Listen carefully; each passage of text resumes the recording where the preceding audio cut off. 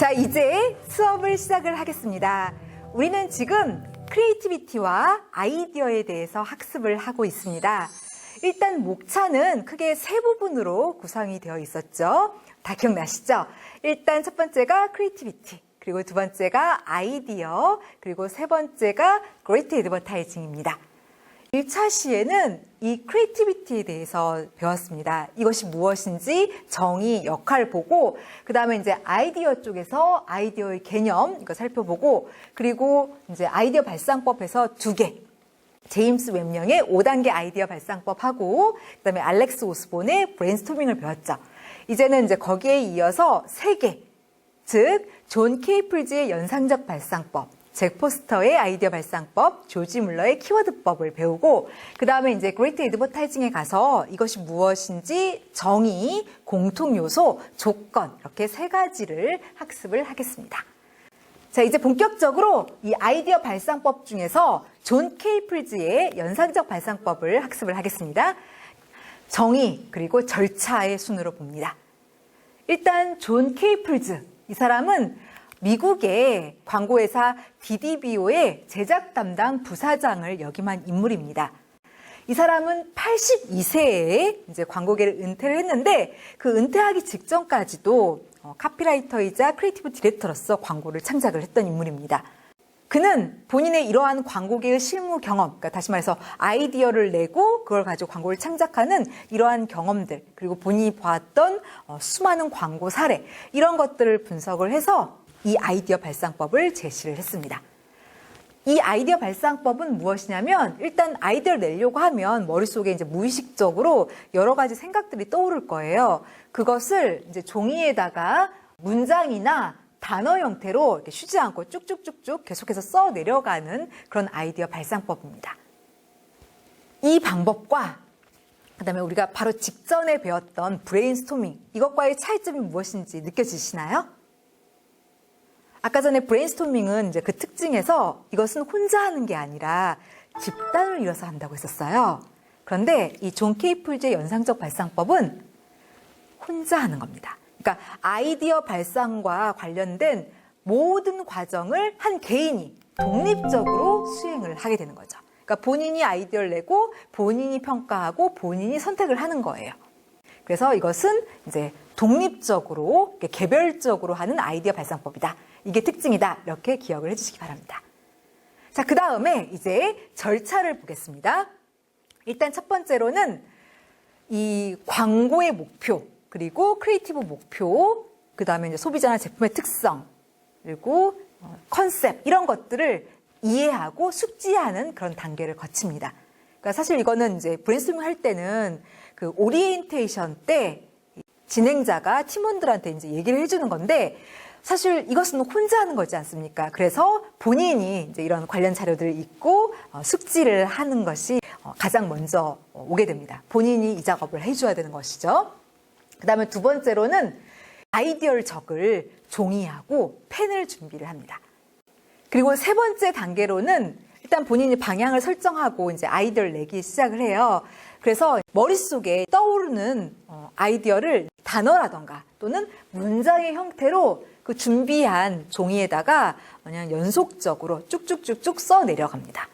그게 이제 3단계예요. 근데 이 3단계에서 중요한 게 뭐냐면 바로 비판 급지입니다. 아이디어를 쓰다 보면은 이 아이디어는 너무 부족하다. 이 아이디어는 이거는 좀 구현해내기가 힘든 거 아닌가? 이런 식으로 막 이렇게 비판을 할 수가 있는데 그런 걸 해서는 안 된다는 거죠. 그게 아무리 하찮고 작아 보이고 사소해 보이더라도 무조건 다 기입을 하시기 바랍니다. 왜냐하면 그 사소한 아이디어가 나중에 좋은 아이디어로 발전할 수 있거든요. 그래서 일단은 비판하지 마시고 떠오르면 떠오르는 대로 다 쉬지 않고 쭉쭉쭉 적어주시길 바랍니다. 자, 그 다음 네 번째 단계입니다. 재충전법을 이제 시행하는 단계인데, 이렇게 아이디어를 내고 그걸 적다 보면은 일정 시점을 지나면서 서서히 막 머리가 무거워지고 더 이상 아이디어가 나오지 않을 때가 있어요. 그러면 쉬면 됩니다. 그런데 쉴 때, 이때 관련된 일을 하면서 쉬고 재충전을 하라는 겁니다. 그러니까 관련된 일. 뭐냐면은 지금 우리가 아이디어 발상을 하지 않습니까? 광고와 관련된 아이디어. 그러니까 우리 광고주가 이전에는 어떻게 광고했는지 그 광고물을 보는 거예요. 그리고 광고 기획서를 다시 한번 읽어보고요. 아니면은 뭐 제품, 소비자, 시장 이런 것들에 대해서 이제 분석한 데이터, 조사 결과가 있으면 그거를 여기서 읽는 겁니다. 이렇게 광고 아이디어 발상과 관련된 일을 하면서 쉬고 그리고 재충전을 하는 게 바로 재충전법입니다. 그 다음 5번째 단계는 이제 어느 정도 쉬고 재충전을 했으면 다시 이제 아이디어 발상을 합니다. 그러니까 머릿속으로 이렇게 무의식적으로 떠오르는 여러 가지 생각들, 아이디어를 또 이제 종이에다가 쉬지 않고 연속적으로 쭉쭉쭉쭉 써 내려갑니다. 그리고 이걸 반복을 해요. 지치면 잠깐 관련된 일을 하면서 쉬고 재충전을 하고 다시 아이디어 발상하고 다시 좀 쉬었다가 또 아이디어 발상하고 이런 식으로 이제 반복을 합니다. 그렇게 해서 이제 어느 정도 아이디어를 냈으면 이제 그 나온 아이디어들 중에서 괜찮은 아이디어들을 이렇게 결합해보고 발전시켜보고 이렇게 해서 최상의 가장 좋은 아이디어를 선택하는 거. 이게 이제 마지막 6번째 단계입니다.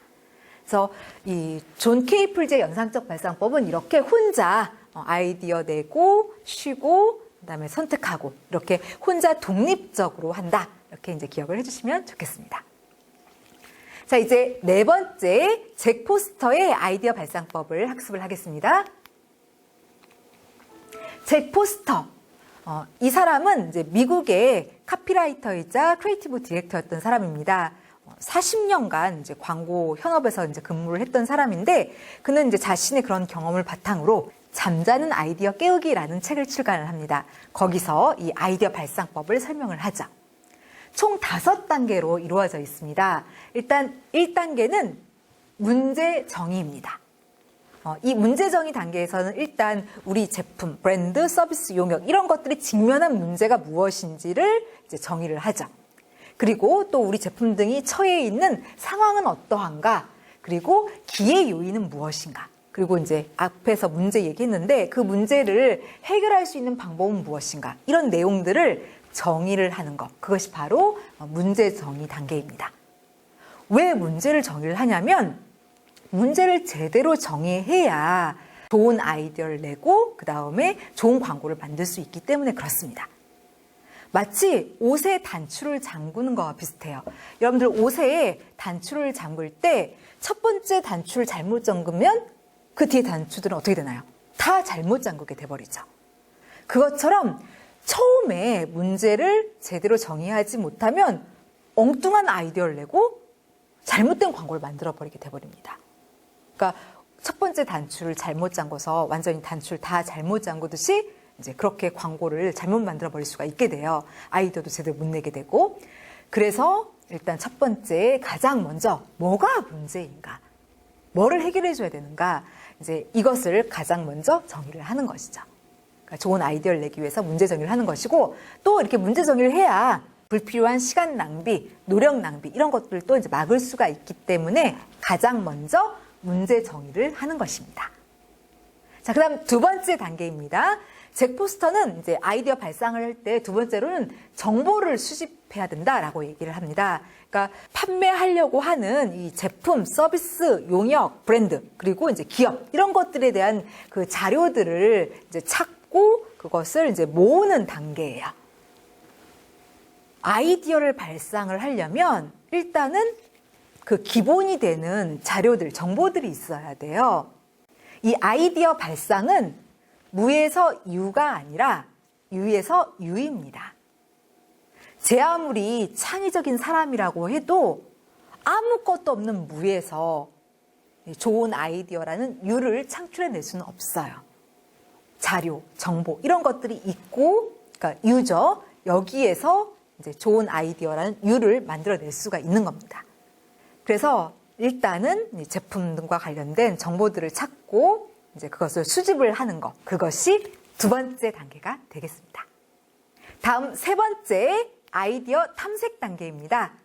이 단계에서는 이제 수집한 자료들을 읽고 이해한 다음에 아이디어를 본격적으로 내기 시작하는 단계이죠. 여기서 중요한 거는 일단 아이디어를 많이 내는 게 중요합니다. 여러 가지 생각들을 다 이제 내고 그 다음에 그것을 조합해보고 결합해보는 작업을 이제 이 세 번째 아이디어 탐색 단계에서 하게 됩니다. 자, 다음 네 번째 일시적 망각 단계입니다. 아이디어를 내다 보면요. 더 이상 아이디어가 안 나오는 때가 있어요. 머리도 아프고 무겁고 생각도 잘 안 나고 이럽니다. 그러면 잠깐 이 아이디어나 아이디어 발상 이런 거와 관련된 것을 잊고 이제 거기서 빠져나와서 쉬는 단계. 그게 바로 일시적 망각 단계입니다. 여기서는 이제 좀 가벼운 휴식을 취하는 게 좋아요. 지나치게 휴식을 하면 오히려 역효과를 내기 때문에 오래 여행을 간다거나 아니면 뭐 일주일 내내 집에서 TV만 본다거나 이러면 안 됩니다. 그러면은 다시 앞 단계를 또 반복을 해야 돼요. 뭐 광고의 주제, 그 다음에 뭐 크리에이티브 목표, 방향, 소비자 특성 이런 게 하나도 기억이 안 나게 돼요. 그래서 앞 작업을 또 반복을 해야 되기 때문에 너무 지나치게 쉬지 말고 살짝 휴식을 취하는 게 좋습니다. 다음 다섯 번째 아이디어 실행 단계에 대해서 설명을 합니다. 이 단계에서는 이제 아이디어를 내놓고 그 중에서 가장 좋은 아이디어를 선정을 합니다. 그런 다음에 이 아이디어를 이제 좀 더 발전시키기도 하고 그 다음에 그것을 이제 실행시키기도 하는 단계. 그게 아이디어의 실행 단계입니다. 왜 우리나라 속담에 구슬이 서말이라도 꿰어야 보배 이런 말이 있죠. 이 아이디어가 좋더라도 그것을 실행시키지 않으면 그건 좋은 아이디어가 아니에요. 그러니까 제 아무리 좋은 아이디어라도 그것을 활용해보고 적용해봐야 이제 그게 이제 좋은 아이디어인 거죠. 그래서 이 아이디어를 실행을 하는 게 필요한데 그게 이제 마지막 단계에서 이 일을 하게 되는 것이죠. 이제 또 다른 아이디어 발상법인 조지 물러의 키워드법을 설명을 하겠습니다. 이것은 미국 포드사의 임원을 지냈던 조지 물러가 제시한 방식입니다. 그는 이제 브레인스토밍, 이게 이제 많은 회사에서 널리 이용되는 방식이긴 한데 이제 문제점이 있었어요. 그래서 그것을 개선을 해가지고 이제 제시를 하게 되었습니다. 일단 이제 정의, 절차 순으로 보겠습니다. 자, 정의 보겠습니다. 자, 여기에 조지 물러의 이 키워드법이 나와 있는데요. 이 파란색으로 강조한 부분, 이 부분을 다 같이 큰 목소리로 읽어보도록 하겠습니다. 자, 키워드법이란 모든 참여자가 키워드로 아이디어를 기록하고 그 결과를 돌아가면서 읽으며 아이디어를 제안함. 네, 잘 읽으셨습니다. 우리가 앞에서 이 브레인스토밍의 문제점 4가지를 배웠습니다. 여러분 다 기억나시죠? 뭐였죠? 네, 일단 창출 저지, 그리고 소수에 대한 지배, 평가에 대한 두려움이 있었고, 그리고 나머지 하나는 네, 맞습니다. 무임승차의 문제였죠.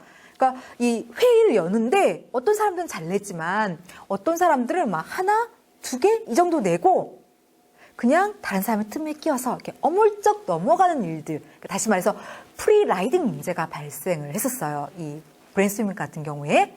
그래서 이제 그 문제를 해결하기 위해서 이 조지 물러는 이제 다음과 같은 방식을 썼습니다. 일단 아이디어를 내는데 그것을 종이, 뭐 카드 이런 데다가 키워드 형태로 적는 거예요. 명사, 형용사 이렇게 짤막하게 적습니다. 그런 다음에 모든 멤버가 단 한 명도 안 빼놓고 다 돌아가면서 그 키워드를 읽습니다. 그렇게 해서 내가 이런 아이디어 냈다 이제 얘기를 하는 거죠. 그러니까 공평하게 모두 다 돌아가면서 이 키워드를 읽고 아이디어를 제시를 하는 거기 때문에 이 무임승차 문제가 해결이 되는 거죠. 그래서 이 방식은 키워드로 이제 아이디어를 낸다 해서 거기서 이름을 따서 이제 키워드법 이렇게 부르고요. 이렇게 키워드 형태로 이제 아이디어를 내도 이게 다른 사람 머리에 자극을 줘요. 그래서 이제 또 아이디어가 꼬리에 꼬리를 물고 이제 나오게 됩니다. 그래서 이걸 다른 말로 자극회의 이렇게도 이제 부릅니다. 아무튼 이 키워드법의 핵심은 아이디어를 이렇게 키워드 형태로 이제 제시한다는 거. 이것이 이제 핵심입니다.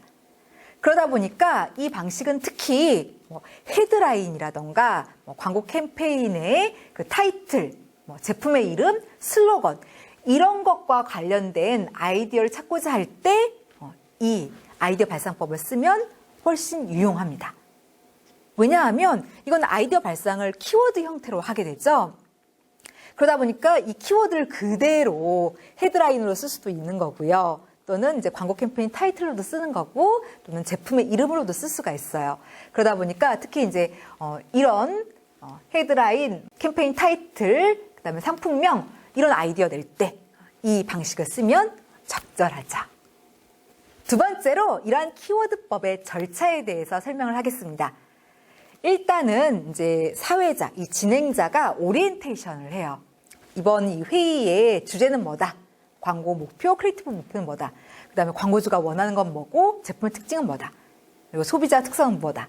그리고 이제 우리는 앞으로 이런 방향으로 아이디어를 내야 된다. 이런 것들을 첫 번째로 진행자가 팀원들한테 이야기를 합니다. 그리고 두 번째로는 이제 아이디어를 이제 생각하기 시작합니다. 그런데 이것을 이제 카드, 뭐 종이 이런 데다가 키워드 형태로 적어요.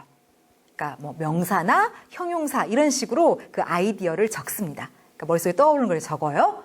그 다음에 이제 세 번째 단계는 모든 팀원들이 단 한 명도 안 빼놓고 공평하게 다 돌아가면서 자신이 이제 적었던 그 키워드, 아이디어죠. 이것을 발표를 합니다. 그리고 이거 발표를 하면 그걸 듣고 이제 떠오르는 것을 추가로 얘기를 하고, 그리고 이제 우리의 광고 컨셉 이런 거와 관련된 아이디어를 이제 회의를 하게 됩니다. 그리고 이걸 이제 반복을 해요. 또 이제 키워드 적고 돌아가면서 읽고 회의하고 이런 식으로 이렇게 반복을 합니다. 그렇게 해서 이제 마지막으로 최종적으로 가장 좋은 아이디어를 결정을 하게 되죠. 키워드 형태로 아이디어를 내고 모든 멤버들이 돌아가면서 이제 공평하게 얘기를 한다. 이것이 이 키워드법의 핵심이다라고 할 수가 있겠습니다. 이제는 그레이트 애드버타이징에 대해서 학습을 하겠습니다. 그레이트 애드버타이징, 이건 번역하면 명작 광고 또는 뭐 광고의 고전, 성공한 광고, 위대한 광고 이런 식으로 번역을 합니다. 일단 이것이 무엇인지 좀 더 정확하게 정의를 살펴보겠고, 그 다음에 이제 광고 역사에 이제 기록이 된 이 그레이트 애드버타이징의 공통 요소 9개를 배우고요. 그 다음에 이제 여러 연구자들이 이 그레이트 애드버타이징이 되려면 이제 이러한 조건을 충족시켜야 된다. 이렇게 이제 제안한 게 있습니다. 조건인데요. 이에 대해서 배워보도록 하겠습니다. 자, 먼저 첫 번째 정의입니다. 매일매일 전 세계적으로 수많은 광고들이 쏟아져 나옵니다. 그런데 그중에서 어떤 광고는 소비자들의 기억에도 굉장히 잘 남고 제품의 이미지나 브랜드 이미지, 기업의 이미지도 증대시키고 무엇보다도 제품의 그 판매에도 아주 크게 기여를 합니다. 이른바 그레이트 애드버타이징들인데요. 이것에 대해서 좀 자세히 보도록 하겠습니다. 일단 그레이트 애드버타이징, 이에 대해서 광고인이었던 이화자는 그의 저서 이 크리에이티브 내비게이터에서 이렇게 정의를 했습니다. 이 명작 광고들은 엔터테인먼트적인 요소와 그다음에 판매 요소를 다 갖추고 있는 광고를 일컫는다라고 얘기를 했습니다. 즉 일단 좋은 광고, 이 그레이트 애드버타이징이 되려면 이 엔터테인먼트적인 요소가 있어야 돼요. 그래서 사람의 마음을 좀 고무시키고 즐겁게 만들어줘야 됩니다. 움직이게 할 수 있어야 돼요. 그리고 이것으로 그치는 게 아니라 이 그레이트 애드버타이징이 되려면 판매의 요소를 갖고 있어야 됩니다. 그러니까 판매 메시지를 소비자한테 잘 전달을 하고, 그리고 제품을 팔 수 있어야 돼요. 그러니까 정리하면 그레이트 애드버타이징이라는 것은 사람의 마음을 움직여야 되는데 그것으로 이제 그치는 게 아니라 제품까지도 잘 팔 수 있어야 그때 비로소 그것을 그레이트 애드버타이징이라고 얘기를 합니다. 사람의 마음을 움직이긴 하는데 제품을 팔지 못한다? 그러면 이제 그건 그레이트 애드버타이징을 할 수가 없는 거죠. 그래서 사람의 마음을 움직이고 물건도 팔고 이런 것들을 다 충족하는 것, 그게 바로 그레이트 애드버타이징이 되겠습니다. 자, 이제는 이러한 그레이트 애드버타이징의 공통적인 요소들을 보도록 하겠습니다. 즉 광고사에 이제 남은 수많은 그레이트 애드버타이징들의 이 공통적인 요소, 이에 대해서 설명을 하겠고요. 여기서는 9개를 보도록 하겠습니다. 일단 첫 번째 요소, 성공한 광고들을 보면요, 대체로 소비자의 니즈나 원치를 잘 반영을 하고 있었습니다. 그러니까 다시 말해서 소비자들이 뭘 원하는지, 뭘 필요로 하는지, 그들의 욕구, 욕망이 무엇인지를 파악을 하고 그걸 광고를 통해서 잘 충족을 해주고 있었어요. 사례를 하나 들어보도록 하겠습니다. 바로 선키스트의 1910년대 광고인데요. 여러분들 오렌지 드실 때 한번 떠올려 주시기 바랍니다. 여러분들 오렌지 드실 때 뭐가 불편하시던가요? 일단은 이게 이제 껍질이 두껍다 보니까 잘 까지지 않아요. 그리고 또 이렇게 깐다 하더라도 이게 오렌지 즙이 막 손에 묻고 자칫하면 옷이나 소품 이런 데 묻습니다. 그래서 이 오렌지를 먹는 소비자들은 이걸 좀 쉽게 먹었으면 좋겠다 하는 니즈, 욕구가 있었습니다. 이 선키스트와 이제 광고회사 노드앤토머스는 이제 소비자를 조사해 보니까 이런 니즈가 있다는 것을 발견을 하게 되었어요. 그래서 이것을 광고를 통해서 해결해 줬습니다. 어떻게 해결해 줬느냐? 바로 다음과 같은 이제 광고로 해결해 줬는데 보시면 헤드라인이 이렇습니다. Drink an orange. 오렌지를 마시자 이렇게 되어 있어요. 그래서 이렇게 까느라 이렇게 고생하지 말고 불편을 겪지 말고 그냥 이렇게 즙을 내서 주스로 이렇게 마셔라 이렇게 제안을 한 것입니다. 그러면 이제 막 손에 묻고 막 옷에 묻고 이런 일들을 막을 수가 있죠. 그리고 편하게 오렌지를 먹을 수가 있게 됩니다.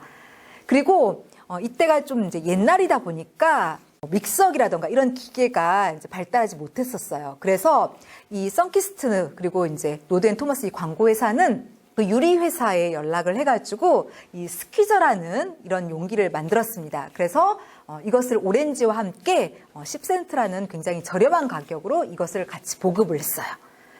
그래서 이제 사람들이 자신들의 그런 욕구, 니즈를 해결을 하고 쉽게 오렌지를 먹을 수 있게 했죠. 이 광고는 이제 이게 집행되고 난 다음에 이 미국 내에서 오렌지 판매를 이제 50% 이상 증대시켰고요. 또 오렌지 산업 자체도 발전시켰던 아주 유명한 광고입니다. 이 광고 자체도 이제 광고사에 기록이 되게 되었죠. 아무튼 이러한 그레이트 애드버타이징들은 대체로 소비자들의 이런 욕구 이런 것들을 잘 파악하고 반영하는 그런 특성을 보여주고 있습니다. 그 다음 두 번째 이 그레이트 애드버타이징의 공통 요소로 유명인, 셀러브리티라던가 대변인, 이 스포크스퍼슨을 잘 활용하고 있다는 것을 꼽을 수가 있습니다.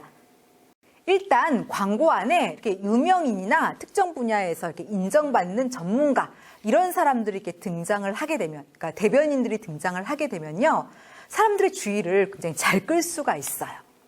또 그리고 특히 어떤 분야에서 인정받는 사람이라면 소비자들한테 믿음이나 신뢰감도 줄 수가 있고요. 대체로 또 이런 대변인들은 어떤 매력이나 긍정적인 이미지를 갖고 있어요. 이게 또 이제 제품으로 전이가 되어서 제품 자체의 이미지 이런 것들을 또 증대시킬 수가 있습니다. 그리고 일련의 이 과정을 통해서 제품 인지도 이것도 높일 수가 있게 됩니다. 그래서 명작 광고들을 보면은 바로 이러한 요소, 대변인, 유명인 이런 사람들을 활용을 해가지고 이렇게 여러 가지 광고 효과를 내고 있었습니다. 또 다른 공통 요소로서는 유머를 꼽을 수가 있습니다. 이 광고의 고전들은요, 유머 기법을 많이 사용을 했었습니다. 유머, 이 유머라는 것은 뭐 익살, 해악, 농담, 우스개 이런 걸 얘기를 하죠. 그러니까 다시 말해서 광고 메시지를 좀 이렇게 재미있게 소비자한테 전달하는 기법입니다. 이러한 유머 기법의 장점으로는 일단 첫 번째로 이게 좀 재밌다 보니까 듣는 소비자들한테 어떤 즐거운 감정, 그 다음에 호감, 긍정적인 기분 이런 것들을 불러일으킬 수 있다는 이점이 있어요. 그리고 두 번째로는 그것이 그대로 또 이제 제품이나 브랜드로 전이가 돼요. 그래서 이미지를 좋게 증대시킬 수 있다는 그런 장점도 있습니다. 그리고 세 번째로는 이게 좀 웃기고 재밌으니까 사람들의 주의를 잘 끌 수 있다는 장점이 있고요. 그리고 네 번째로는 이러한 일련의 과정을 통해서 제품이나 브랜드 인지도를 이렇게 잘 개선할 수 있다는 그런 장점이 있습니다. 그런데 그레이트 애드버타이징들을 보면은 대체로 이러한 유머 기법들을 이제 사용을 해서 효과를 높인 경우가 많았습니다. 자, 그 다음 네 번째 이 그레이트 애드버타이징의 공통 요소로는 감성을 자극을 한다라는 겁니다. 그러니까 다시 말해서 이 그레이트 애드버타이징들은 소비자의 마음을 굉장히 잘 움직이고 사로잡는 경우가 많았어요. 감성, 이것은 뭐 정보나 데이터 이런 걸 소비자에게 전달을 해가지고 뭐 이성적으로 설득한다 이렇게 하는 게 아니라 뭔가 분위기, 느낌, 이미지 이런 것들을 이제 활용을 해서 소비자의 마음을 움직이는 그런 방식입니다. 이 감성을 이용을 하게 되면은 소비자한테 어떤 따뜻한 느낌, 긍정적인 느낌을 줄 수 있다는 이점이 있고요. 또 그리고 소비자한테 친근감, 호감 이런 걸 잘 유발할 수 있고요. 또 그다음에 소비자의 주의를 잘 끌 수 있다는 이점이 있어요. 그런데 이 광고의 고전들은 대체로 이렇게 감성을 자극하는 경우가 많았습니다. 그 다음에 5번째, 이 그레이트 애드버타이징들의 공통 요소로 대체로 어린아이나 동물을 잘 활용하는 경우들이 많았습니다. 그러니까 다시 말해서 이 광고의 고전들은 뭔가 좀 사랑스럽고 긍정적인 이미지 그리고 귀여운 이미지를 가진 어린아이나 동물들을 이렇게 적극 광고에 활용하는 경우가 많았어요. 그렇게 해서 그런 동물과 아이들을 통해서 사람들의 주의도 사로잡고 그리고 이렇게 호감도 주고 이런 경우가 많았습니다. 자, 여기서 잠깐 광고의 3B 법칙에 대해서 설명을 하겠습니다. 여러분, 3B 법칙, 이게 무엇이죠? 이건 굉장히 상식적인 내용이에요. 그러다 보니까 이제 TV에서도 여러 오락 프로그램에서 이렇게 좀 많이 등장하는 개념인데 3B 법칙, 이게 무엇일까요? 3B, 세 개의 B를 얘기해요. 그 세 개의 B란 무엇일까요? 네, 자, 여기 한번 보세요. 3B라는 것은 세 개의 B. 첫 번째는 아기, 베이비를 얘기를 합니다. 그리고 두 번째 B는 뷰티, 미인이에요. 미인. 그러니까 아름다운 사람이죠. 그러니까 미남, 미녀를 얘기를 하는 겁니다. 그래서 이제 뷰티, 미인을 얘기하고, 그 다음에 세 번째는 비스트, 동물이에요. 이 세 요소, 이게 모두 다 B로 시작을 하니까 이제 거기서 따서 이제 3B 법칙 이렇게 얘기를 합니다. 그래서 이 3B 법칙, 그러니까 광고에 이러한 세 개의 요소가 등장을 하게 되면 광고 효과가 높아져요. 어떤 효과가 이제 제고가 되냐면 일단 소비자의 주의를 잘 집중을 시킬 수가 있습니다. 굉장히 귀엽고 사랑스러운 아이나 동물이나 이렇게 미남 미녀들이 등장을 하면 사람들이 자기도 모르게 광고에 집중을 하게 됩니다. 사람들의 주의를 잘 끌 수 있다. 이게 첫 번째 장점이고요. 두 번째 장점으로는 이런 3B들은 소비자에게 호감, 친근감 이런 것들을 주기가 쉽습니다. 자, 예를 한번 들어보도록 하겠습니다. 제가 광고를 하나 보여드릴 텐데요. 여러분들은 이 3B 중에서 뭐를 이용했는지 한번 찾아봐 주시고요. 그리고 정말로 주의를 끄는지 그리고 호감 이런 긍정적인 감정을 느끼게 하는지 생각하시면서 광고를 봐주시기 바랍니다. 자, 영상 살펴보겠습니다.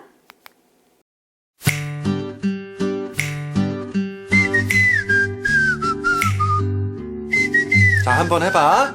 아빠, 아빠, 아빠. 아빠, 한 번 더. 아빠. 아빠, 그렇지. 또. 아빠, 아빠가 좋아. 엄마가 좋아? 엄마. 좋은 선택을 하라. Good choice. 자, 이 광고에는 이제 3B 중에 한 개가 등장을 합니다. 뭐가 등장을 하나요? 바로 아기, 베이비가 등장을 했어요. 근데 이렇게 아기가 등장을 하니까 광고에 우리가 집중을 하게 되고요. 또 그리고 괜히 이렇게 호감, 친근감이 생기는 것을 경험을 하셨을 겁니다. 아무튼 이제 광고에 이렇게 3B가 등장을 하게 되면 이제 광고 효과가 올라가게 됩니다. 그래서 광고 쪽에서는 이도저도 못하겠으면 그냥 3B 써라 이런 말이 있을 정도입니다. 근데 이제 그레이트 애드버타이징을 보면은 이 3B 중에서 아기나 동물 이런 요소를 이제 많이 쓰는 경우가 있었습니다. 계속해서 이 그레이트 애드버타이징의 공통 요소를 배워보도록 하겠습니다. 이제는 가공의 캐릭터입니다. 이 성공한 광고들을 보면요, 이 가상의 캐릭터를 개발한 다음에 그것을 이 광고 캠페인에서 굉장히 적극적이고 아주 활발하게 쓰는 그런 모습을 보이고 있었습니다. 광고 사례를 들어보도록 하겠습니다. 바로 카멜 담배 광고인데요. 이 카멜 담배는 1913년에 출시가 된 담배입니다. 역사가 굉장히 깊죠. 그래서 사람들의 인식 속에 이 카멜 담배는 노인들이 피는 담배다. 이런 인식이 많았습니다. 그래서 이렇게 부정적인 인식이다 보니까 카멜 담배는 이제 이것을 좀 개선하기 위해서 1987년에 바로 조 카멜 이 캐릭터를 이용한 광고 캠페인을 전개를 했습니다.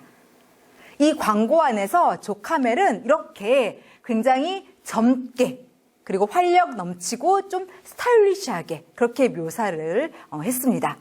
그리고 직업도 좀 사람들이 이게 선망하는 전투기 조정사라던가 기타리스트, 라이더 이런 직업군을 묘사를 하고 또 해변에서 휴가를 즐기고 또 골프를 치고 이런 식으로 좀 부유하게 광고 안에서 묘사를 했습니다. 이렇게 조카멜 캐릭터를 개발해서 그걸 광고 안에서 이렇게 활용하는 캠페인을 전개를 하니까 이 효과가 점점 올라가기 시작을 했어요. 그래서 이 카멜 담배의 부정적인 이미지, 노인들이 피우는 담배 이런 부정적인 이미지가 이제 불식이 되고 굉장히 젊은 이미지를 갖게 되었고요. 무엇보다도 카멜 담배의 이 판매량이 증가를 하게 되었습니다. 특히 젊은 층을 대상으로 해가지고 이 판매량이 급증을 했습니다.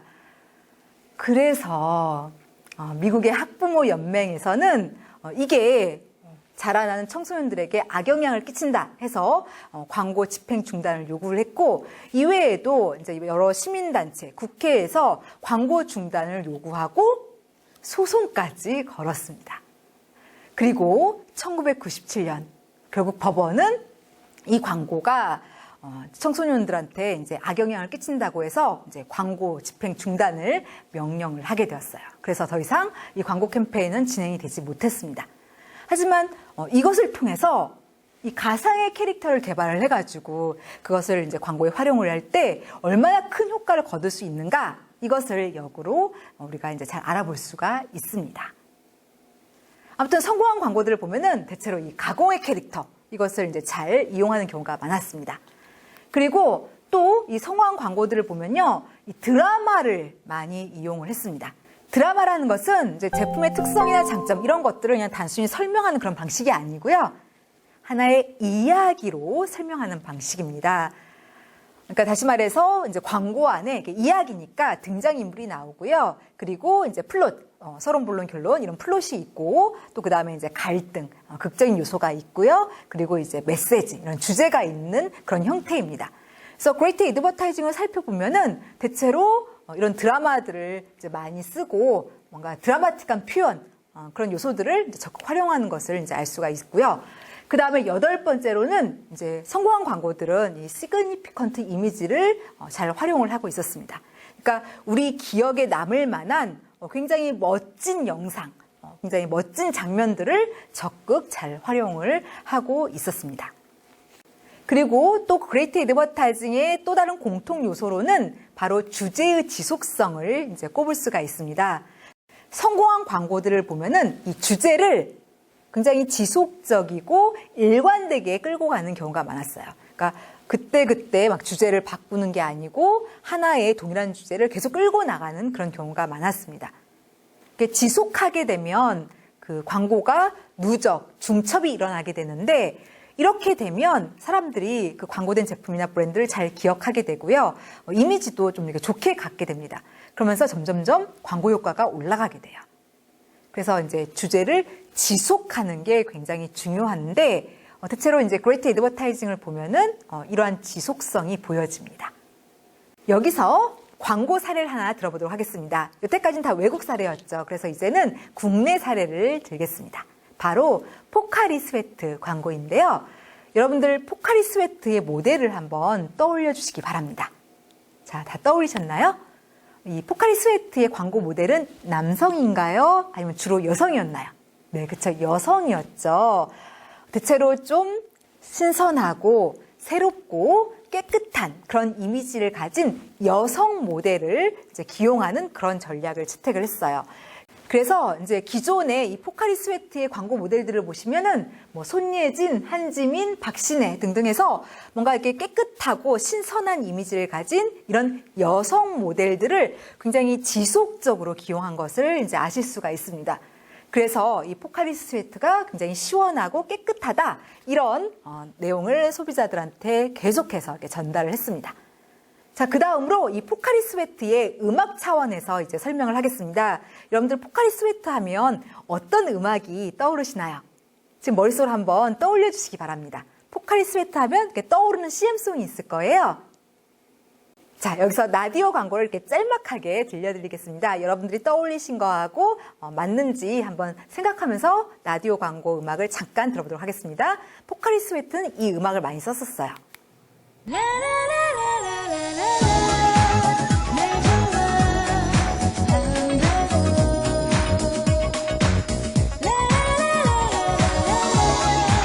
네, 이 CM송을 굉장히 오랫동안 이용을 했었습니다. 그래서 역시 좀 이렇게 밝고 깨끗하고 시원한 느낌 이런 것들을 계속해서 줬고요. 또 그 다음에 컬러 한번 생각해 보세요. 포카리 스웨트는 어떤 색깔을 지속적으로 이용을 했나요? 네, 여기 나온 것처럼 이렇게 파란색, 하얀색 이 컬러를 굉장히 일관되고 지속적으로 썼습니다. 그러면서 이 포카리 스웨트가 깨끗하다, 시원하다 이런 이미지를 지속적으로 사람들한테 전달을 했죠. 그래서 성공한 광고들을 보면은 대체로 이렇게 일관성, 지속성을 유지하는 경우가 많습니다. 이제는 이러한 그레이트 애드버타이징의 조건에 대해서 배워보도록 하겠습니다. 여러 연구자들이 명작 광고, 이 그레이트 애드버타이징이 되려면 어떻게 해야 되느냐 그 조건을 연구를 했습니다. 크게 두 가지 차원, 여기에는 이제 육하 원칙의 관점과 삼원론적 관점이 있는데요. 먼저 육하 원칙의 관점부터 설명을 하겠습니다. 육하 원칙의 관점에서는 이 그레이트 애드버타이징이 되려면 다음에 6개의 요소를 가져야 된다라고 주장을 합니다. 그 6개의 요소 중에서 첫 번째는 Y입니다. Y. 이것은 광고를 왜 하는가에 대한 부분이에요. 그러니까 다시 말해서 광고의 목표인 거죠. 광고를 하는 목적. 일단 좋은 광고가 되려면 이 광고의 목표, 목적을 분명하게 설정을 해야 됩니다. 목표는 곧 결과를 결정을 하게 됩니다. 이 목표가 제대로 서 있지 못하면 역시 제대로 된 결과를 얻을 수가 없어요. 광고도 마찬가지예요. 이 목표가 분명해야 좋은 광고 효과를 얻을 수가 있습니다. 그래서 그레이트 애드버타이징이 되려면 이 광고 목표를 분명하게 잘 설정을 해줘야 됩니다. 그 다음 두 번째 요소는 what입니다. 무엇을 말할 것인가, what to say인데요. 이건 다른 말로 하면 광고 컨셉, 주제를 이야기를 합니다. 그러니까 소비자한테 이 광고를 통해서 뭐를 얘기할 건지 이것을 잘 설정을 해야 돼요. 그러니까 위에서 세운 이 광고 목표, 저걸 잘 달성하기 위해서 소비자들한테 뭘 얘기할 건지 컨셉, 주제를 잘 잡아줘야 됩니다. 이 주제가 분명해야 성공할 가능성이 높아지게 됩니다. 그 다음 세 번째 요소는 how입니다. 어떻게 얘기할 것인가. 이것은 광고 표현, 광고 창작을 얘기합니다. 그러니까 광고를 어떻게 내가 만들 것인가, 어떻게 창작할 것인가에 대한 것이에요.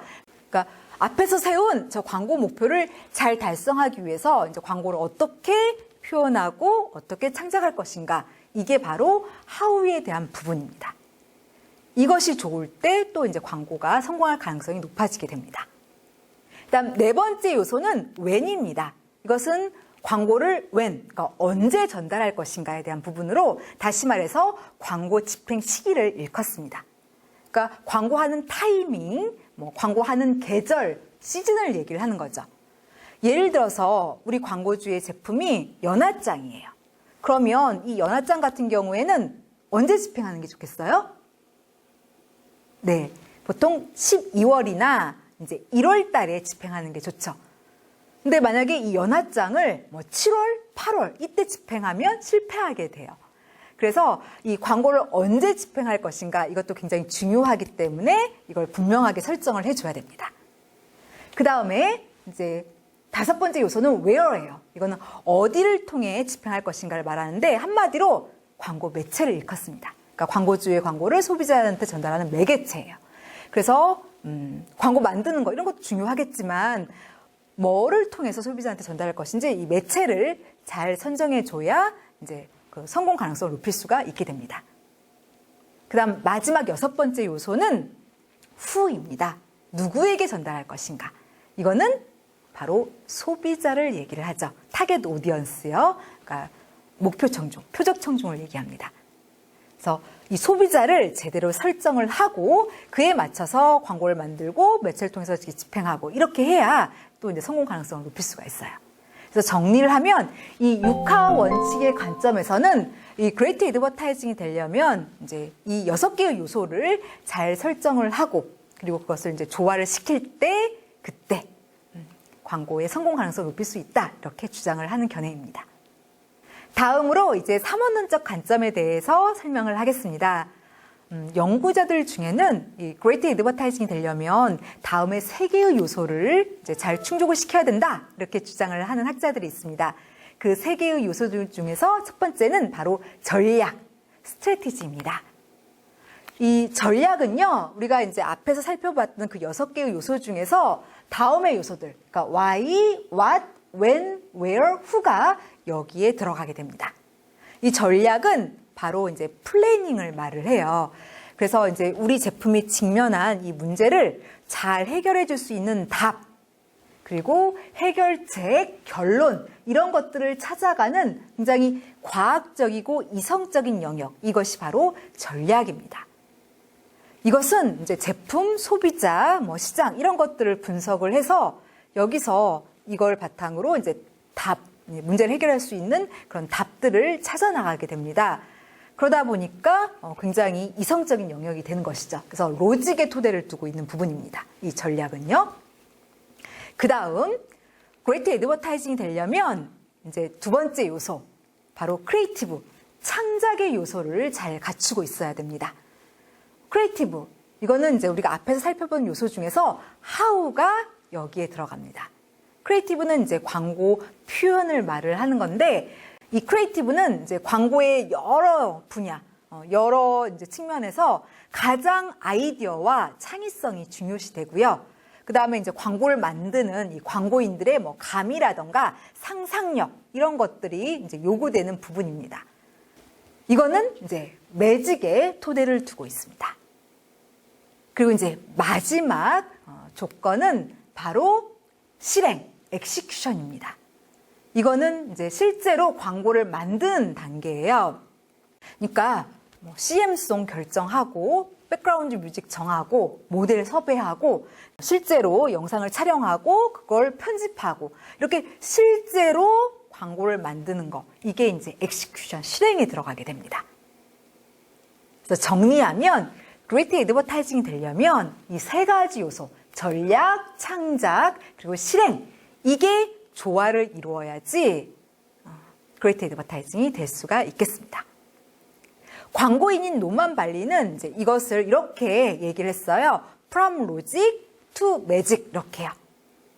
그러니까 논리에서 마술까지 이렇게 표현을 했는데, 그러니까 그레이트 애드버타이징이 되려면 일단은 논리가 필요해요.